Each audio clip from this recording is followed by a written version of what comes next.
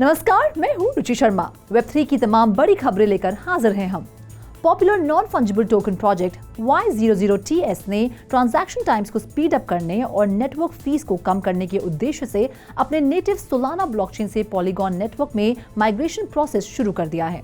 महीनों की स्पेकुलेशन के बाद मंगलवार को शुरू हुए माइग्रेशन की दिसंबर में ऑफिशियली घोषणा की गई थी।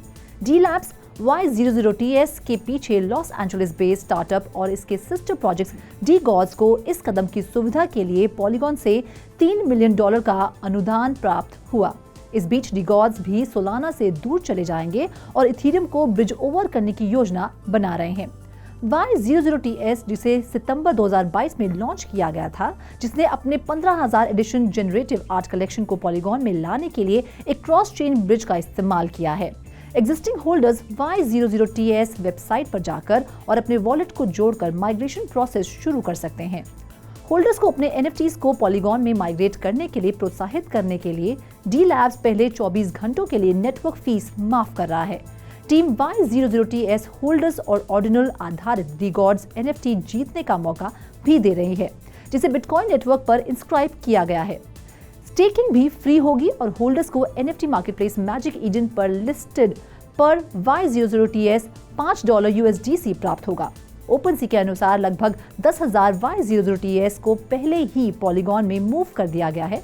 कलेक्शन की फ्लोर प्राइस करंटली 1.8 ETH या लगभग $3,200 के आसपास मंडरा रही है। बढ़ते हैं अगली खबर की ओर। कैनरा HSBC लाइफ इंश्योरेंस ने me for my city season 5 के साथ 13 NFTs लॉन्च करने की घोषणा की है, जो कंपनी के फ्लैगशिप कैंपेन में से एक है। NFTs की एम्ब्रेसिंग इनोवेशन को अपनाने और सोसाइटी को नई टेक्नोलॉजीज के साथ रिवॉर्ड करने की दिशा में कंपनी की कमिटमेंट को हाईलाइट करता है, जो उन्हें न्यू लर्निंग्स, थिंकिंग और कम्युनिकेशन के साथ सक्षम बनाएगी। कंपनी ने 13 यूनिक NFTs बनाई हैं, जिसमें से 12 उन 12 पार्टिसिपेंट्स को अवार्ड की जाएंगी जिन्होंने me for my city season 5 campaign के फिनाले में जगह बनाई है, जो हमारे देश के फोक म्यूजिक को प्रोटेक्ट और रिवाइव करने में केंद्रित है। सबसे एक्सक्लूसिव कैंपेन आइडियाज में से एक, जिसके माध्यम से कैनरा HSBC लाइफ इंश्योरेंस ने शंकर महादेवन और दूसरे म्यूजिक मैस्ट्रोस की उपस्थिति में मुंबई में आयोजित मेगा इवेंट के दौरान पार्टिसिपेंट्स को उनकी म्यूजिक टैलेंट और पैशन के लिए सराहना की। बाकी अहम खबरों के लिए करते हैं विशाखा का रुख। 20 मार्च 2023 तक वर्चुअल डिजिटल एसेट्स के ट्रांसफर पर किए गए पेमेंट्स पर टैक्स डिडक्टेड एट सोर्स के जरिए डायरेक्ट टैक्स कलेक्ट किया गया, जो 20 मार्च 2023 तक कुल 157.9 करोड़ रुपए था।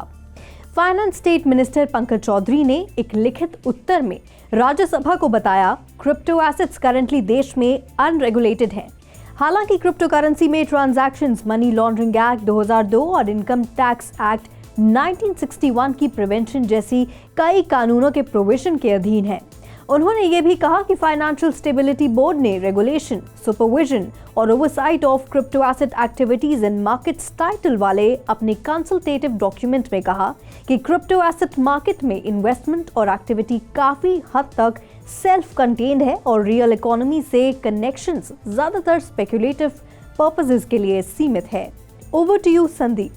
क्रिप्टो करेंसी पर देश के रुख के बावजूद चाइनीज अधिकारी ब्लॉकचेन टेक्नोलॉजी पर एक मजबूत फोकस के साथ सक्रिय रूप से अपने फिनटेक इंडस्ट्री का विकास कर रहे हैं। 28 मार्च को चाइनीज फिनटेक उद्योग के watchdog ministry of industry and information technology ने कहा कि वो 2025 तक अपने ब्लॉकचेन टेक्नोलॉजी डेवलपमेंट के स्टैंडर्ड्स में सुधार करना चाहते हैं। यह जानकारी मिनिस्ट्री की वेबसाइट पर प्रकाशित इसके गाइडलाइंस के एक मसौदे से आती है, जो लाइफ के सभी क्षेत्रों से ब्लॉकचेन डेवलपमेंट पर पब्लिक की राय मांगता है। चाइना इस साल कुछ समय तक अपने ब्लॉकचेन के लिए डिजाइन के स्तर पर स्पष्टीकरण देने की योजना बना रहा है और ड्राफ्ट पर कोई और इनपुट करने के लिए पब्लिक को 28 अप्रैल तक का समय दे रहा है। यह विकास चाइना की 5 वर्षीय योजना national economic and social development and vision 2035 के साथ प्लान है, जिसमें इसने कुछ टेक्नोलॉजिकल डेवलपमेंट्स के लिए 2025 की समय सीमा निर्धारित की है।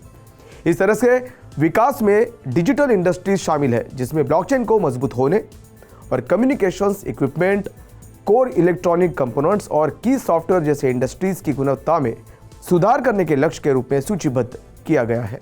अब बढ़ते अगली खबर की ओर। 13 करोड़ यूजर्स के साथ भारत दुनिया का सबसे बड़ा फैंटेसी स्पोर्ट्स मार्केट होने का दावा करता है। डेलॉयट की एक रिपोर्ट के अनुसार इंडियन फैंटेसी स्पोर्ट्स मार्केट का मूल्य 34,600 करोड़ रुपए है और 38% CGR पर 2025 तक 1,65,000 करोड़ रुपए बढ़ने का अनुमान भी है। इंडियन प्रीमियर लीग के दौर में यह टूर्नामेंट की लोकप्रियता पर दांव लगाने के लिए फैंटेसी स्पोर्ट्स प्लेटफॉर्मों के लिए एक प्रॉफिटेबल मार्केटिंग प्लेग्राउंड प्रतीत होता है।